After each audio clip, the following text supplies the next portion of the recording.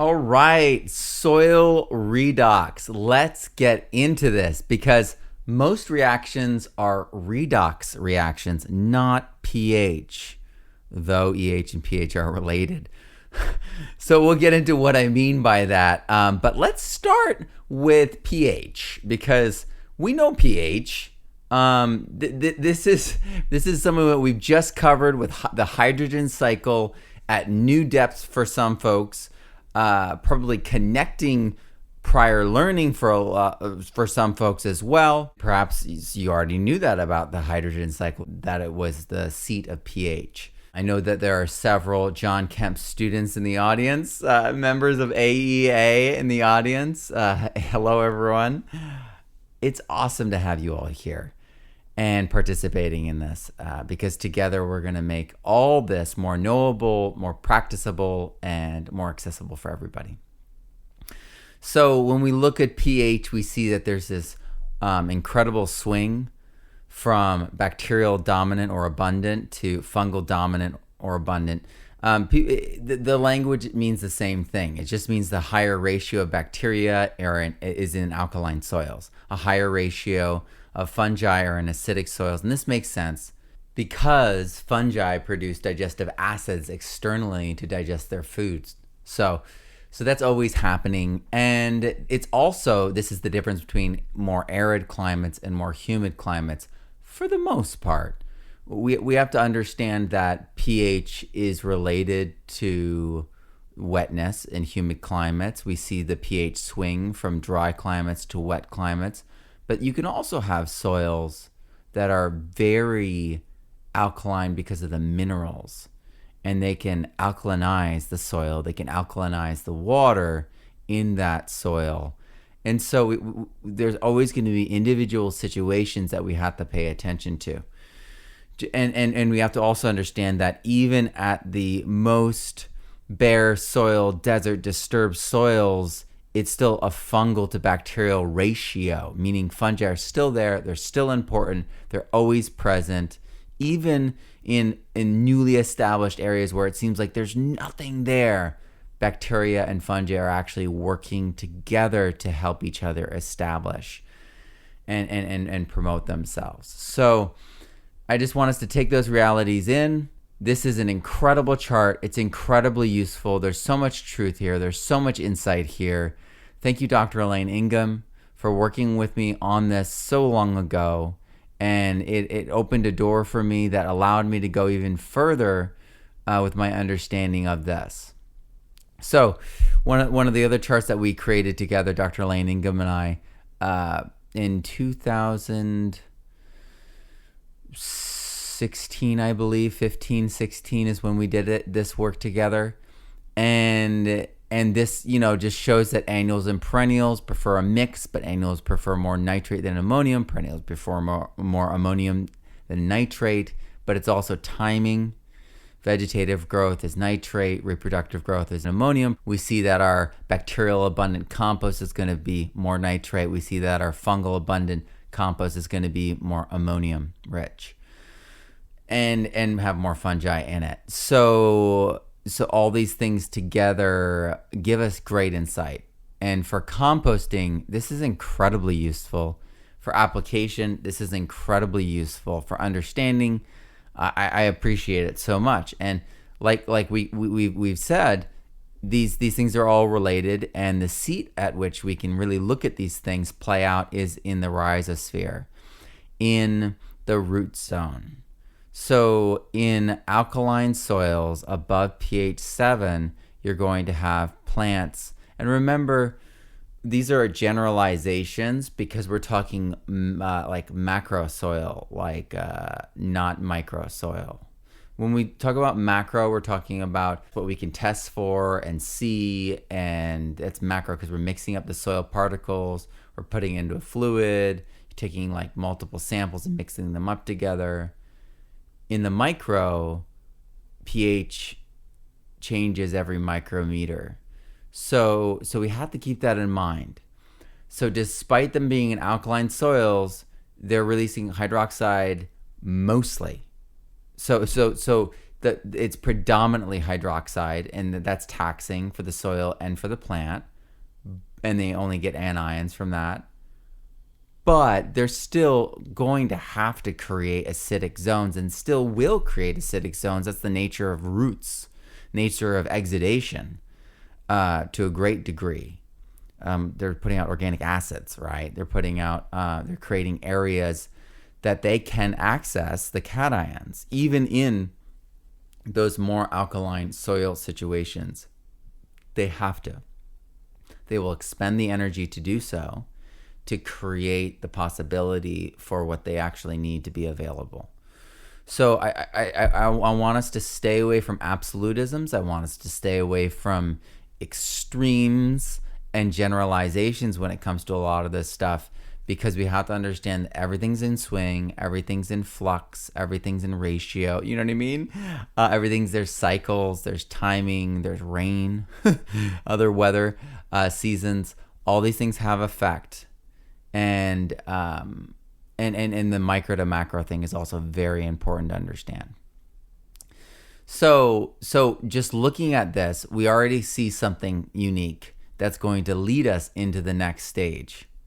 So when we look at this, we see hydrogens are protons and they're H+, reductive, adding energy, an electron, right? So it's a proton. And hydroxide is a negative, right?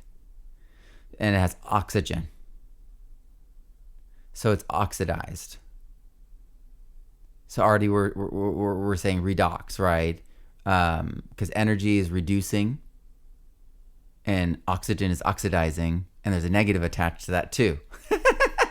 which is natural, because that's what happens when you oxidize. You rip electrons off things. So let's keep going. But already I hope that we're beginning to see another side to this. Acidic is well hydrated, alkaline is dehydrated. But this is the thing. If photosynthesis is doing this in the soil, it's only doing this because it can vent the oxygen. So the reason that photosynthesis on land is acidifying the soil and reducing the soil in ideal conditions, and when they're not stressed, it's stressful for plants to be in alkaline soils, except for like a small group of plants that are adapted for that. It's really stressful.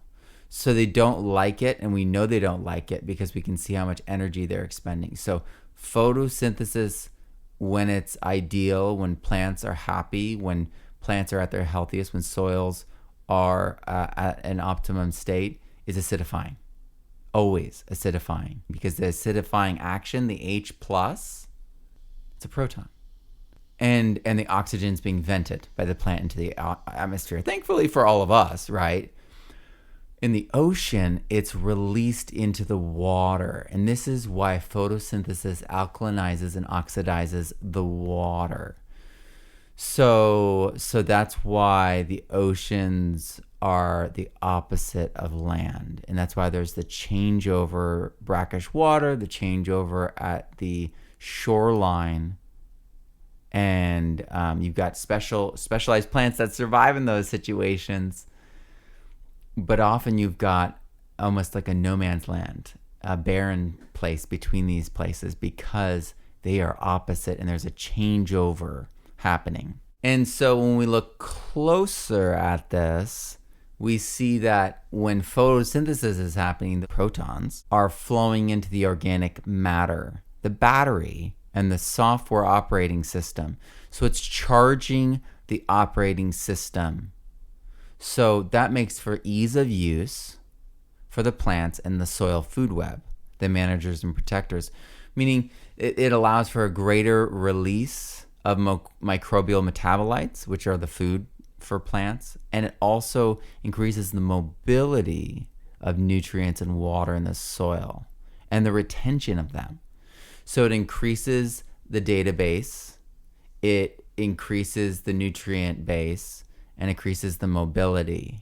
In this situation, the water rises, lifts all ships, and this is why photosynthesis has created soil and richly energetic soils throughout time. It was through photosynthesis, this engine of drawdown, of energy, carbon, everything. That makes us like the primary engine of all life relies upon this.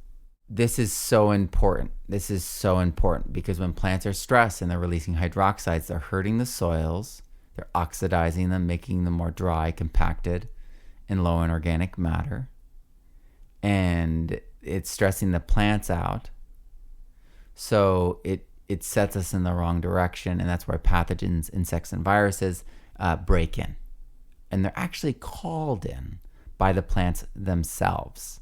The plants are signaling for the microbes to take them out so that something better can come along, or that we can try again, perhaps. EH is the measurement of soil redox potential, and redox is reduction, which means the addition of energy and oxidation. The redox cross really shows us something pretty remarkable. As we go down, we see the hydrogen separated, and as we go up, we see it being oxidized, oxygen being released. So reduction and oxidation here with water really shows us how this works. So when plants are doing photosynthesis and they're creating those, those protons, and they're creating the OH negative or releasing oxygen into the environment, it's this process that facilitates that. And so whenever, this is a truth that this exposes, whenever we are reducing, we're also oxidizing. Because in order for you to take energy from something else, energy needs to be released from that. So the loss of energy is oxidation, and the gain of energy is reduction. So oxidation, I know everyone's thinks oxygen is air, but oxidation is the gain of oxygen and the loss of energy. And that's what rust is, oxidizing iron. And so this is a process that is just natural, and perhaps we haven't thought about it this way. I certainly hadn't thought about it this way as a loss of energy, but it makes sense. When we are oxidizing wood and burning it, we're releasing stuff into the air. We're using that energy right then and there, turning it into heat. And so when minerals are oxidized, they're either locked up or gassed off. This really shows us the seat of what is happening. And so when we are reducing in the soil, we have to have oxidation happening, and that's why plants do it so well.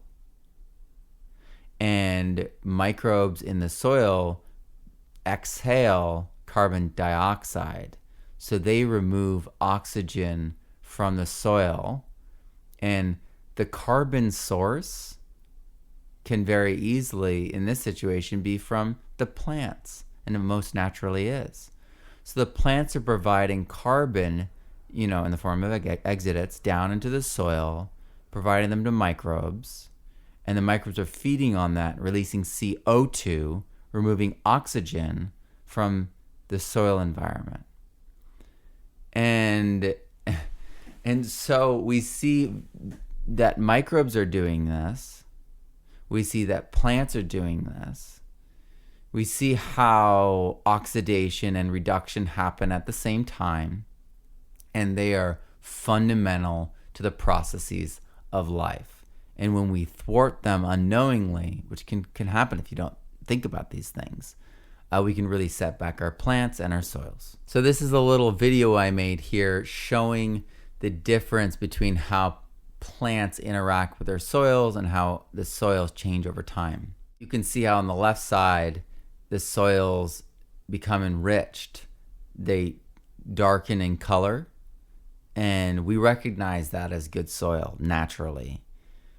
We all can kind of close our eyes and smell that dark, rich soil in our minds, and know that that's good soil. So oxidizing is the opposite. It's that sandier soil, the alkaline soil, the dried, desiccated soil, degraded soil. And we know that soil too. I'm sure you've seen just ruined dirt before. And that's what we're really fighting against. We're fighting a war against our soil being oxidized, being made more alkaline, and the overall process of desertification of our earth.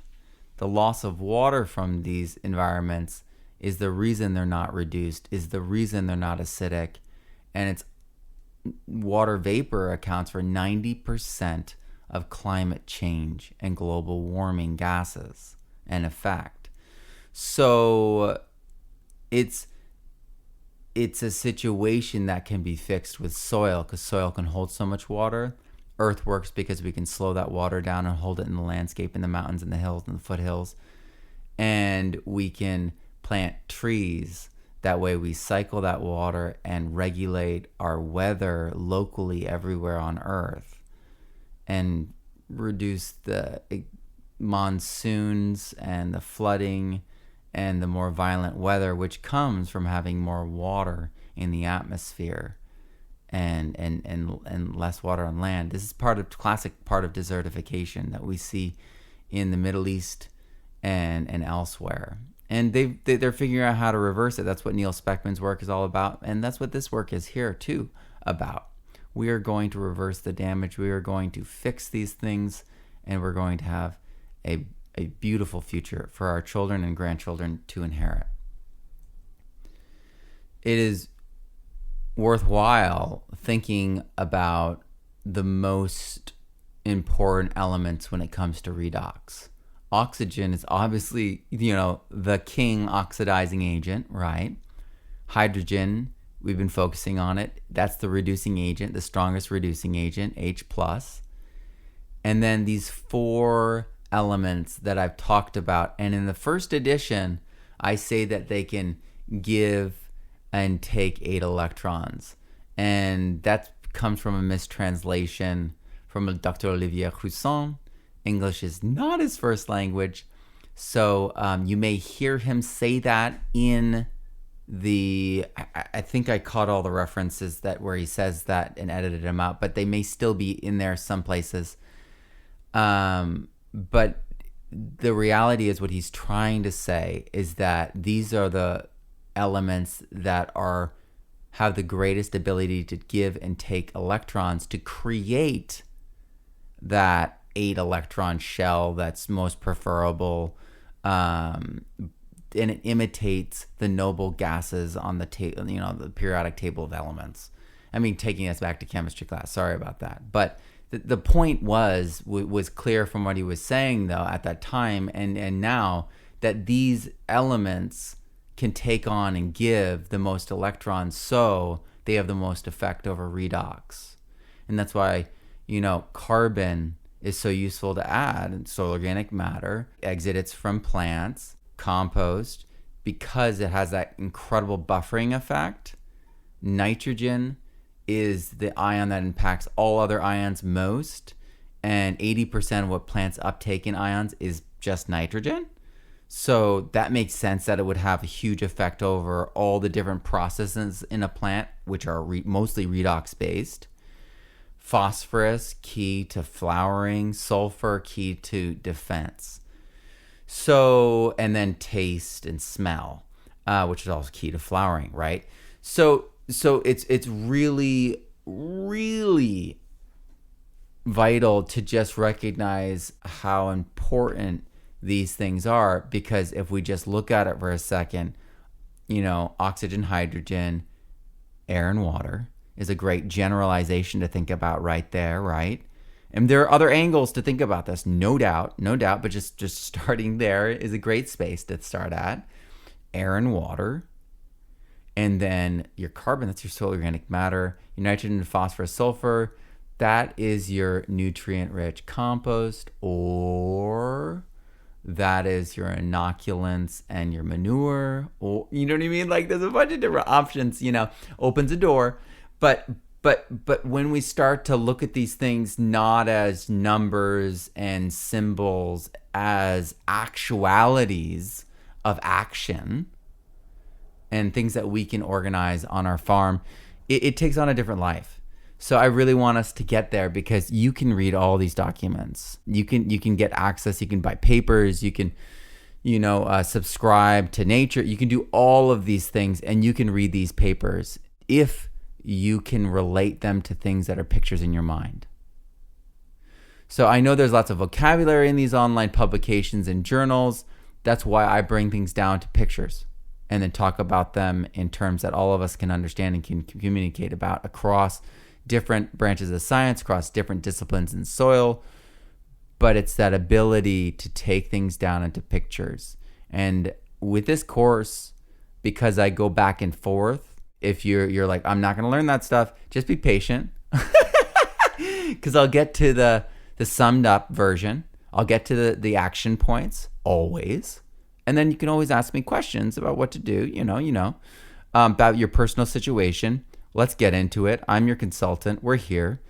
And but let's do it in the lives. Let's do it in the comments. Let's do it in front of everyone so that everyone can benefit. So furthering that, when we look here at soil pH and EH influence on nutrient availability, soil characteristics, and immunity, I want us to understand that this is not the internal portion of the plant or the roots or anything. Because if it was, and if you've seen John Kemp's paper with Dr. Olivier Rousson recently, you know this, that the plant insides are all way more acidic than favorable conditions, insects and pathogens, viruses, bacteria, and oomocytes. There's a little bit overlap between oomocytes and bacteria for sure, but they're way acidic inside plants. So plants themselves are acidic, and they actually become more acidic with time and age. Their root hairs start out acidic, and then in a gradient over time as they age, they become more oxidized and alkaline. So that's where the differentials on exudation comes from, and attractants to different nutrients comes from. So it's really important to understand that is what the new research has shown and really, really highlighted. But when we look at this, it's really useful to understand that original chart that we were looking at, the pH chart, we look at the bottom, it goes 0 to 14 pH, and it's flat into reduced the whole time, right? If you go along the bottom. But the reality is I was talking about alkaline oxidized, opposite acid and reduced, wasn't I? So that means we're looking at a diagonal cutaway of this chart is the pH chart that Dr. Elaine Ingham and many other soil scientists and soil experts and garden experts and permaculture folk were referring to. They combined the succession of the forest with the pH scale to create that. So that's really important to understand. It's a slice of this. And some people are like, hey man, I'm in Montana and my soil is acidic and oxidized. And it's because that's the minerals. The mineral content is acidic, okay? And then you might have mineral content that's alkaline and might be waterlogged and compacted, and then you're alkaline. Or you might just be in the brackish area, in the salt marshes where it's compacted, waterlogged, and salty. And so those two areas, the top left is way more common than people realize, especially for growing certain things, certain plants. And so alkaline and reduced is often an area at the bottom right. It's often an area most people don't even participate in. It's too close to the water. But people do, as I've discussed with Dr. Olivier Rousson, who's worked in all sorts of situations. So this is really a combined view of micro macro and does not include the plants, because the reality is I put acid and oxidized, acid and reduced, and then I describe the soil below those, right? Compacted and waterlogged. That's macro. But the favorable conditions is right around the roots. So when we're talking about what plants are trying to do, they like to be acidic, slightly acidic around the roots, because then it gives them the pivot power to do hydroxides or protons whenever they need a cation or an anion. It's easy. They can flip both directions very easy. It hovers around there. We can also sum it up this way, and we can see that the ideal zone really is the pivot point between all these different states, which each have drawbacks and gains. So you have things that are unlocked in each area. And I don't mean like going into deep into any of these areas, but think about it. Slightly acidic, slightly oxidized, all these things hovering around the ideal zone allows the plants to pick and choose and have exactly what they want. And we really can see this kind of play out when we look at the nitrogen cycle. Up on top, down below, we see how these things are swinging from more oxidized to more reduced. But it's the whole cycle. And you look at the bottom and you're like, oh, there's ammonium? Oh dear, everything needs that. So we need really reduced areas. And then we need more oxidized areas. We don't want to go too oxidized because we can gas off, right? So we have to have the ability to swing through the cycles easily, smoothly, buffering against dangers, and give plants access to what they need when they need it. Luckily, this is all orchestrated incredibly well by soil food web microbes, and the plants themselves. All right, here are the EH charts. Have you checked these out? These are the mineral by mineral or element by element charts that shows us the Goldilocks range for each of these elements. Well, let's start with nitrogen because I want to show us how we can look at these through different lenses, and it will help us to look through different lenses because this is the EH charts are idealized in a way, and we'll get into that too. So it's not pH related. As you can see right here, we can easily find ourselves without ammonium available in our soils if we are too oxidized. And so that means fruiting and flowering is going to be incredibly difficult for us. So it's really important to think about that. And it's also important to remember that these things are cycling. So when we go back up here, we realize, hey, these are cycling, boom, boom, boom. Okay, all right. And then you go here and you look at the nitrogen cycle as it is in reality that we see, the reality we engage with every day, the macro world. And you can start to trace these things and you begin to see, oh, animal waste, ammonium, organic nitrogen. Oh, there's the oxidation process. The nitrification process is the oxidation process. You recognize all of these different things that are going on at the same time. Nitrogen fixation is a reduction process. This creates something that allows us to root those idealized charts into a reality. And that's why I created this, so that we can go back and forth and find out where we are and what's happening on our farm or garden or site. And again, we could think of nitrogen in this way as well. And, you know, all these are just mathematical representations of pure elements and molecules in the EH-pH chart, the pole-based charts, because that's what the traditional laboratory chemistry was using and doing and still today does. But we can use these to really understand in a generalized way, in a snapshot kind of way, how these elements are working, why they work the way they work, And as we go through them, you'll see that. Regenerative soil is the breakthrough that farmers and gardeners all over the world are using to unlock the full potential of their plants and soils. Universities are doubling their yields. Farmers are increasing their water holding capacity by thousands of gallons of water per acre per year. Gardeners are seeing pest pressure disappear and evaporate. The most challenging aspects of growing food are being addressed by focusing on the linchpin to all life, the soil. If we can get our soil right, we can grow amazing food, raise amazing animals, and overcome all of these challenges. We skip the pests, the diseases, the viruses, and soil damage. We instead focus on making things better and better, so our food, yield, and nutrition continue to improve exponentially with every single season.